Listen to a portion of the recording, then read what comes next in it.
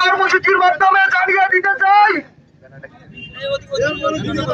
আমাদের এই প্রান্তিক খামারিদের, অসহায় খামারিদের মুখের দিকে তাকিয়ে আপনারা এই যৌক্তিক দাবি মেনে নেবেন। তা না হলে আগামীতে বলার জেলার এই অসহায় খেটে খাওয়া মানুষরা যখন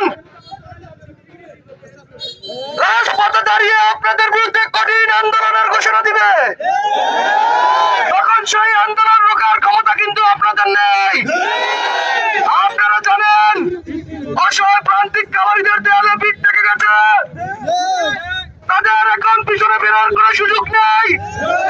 তাদেরকে দুবেলা দুমুঠো ভাত খাওয়ার সুযোগ দিতে হবে, তা না হলে তাদের অধিকার আদায়ের লক্ষ্যে তারা কিন্তু সর্বাত্মক কর্মসূচি গ্রহণ করা হবে।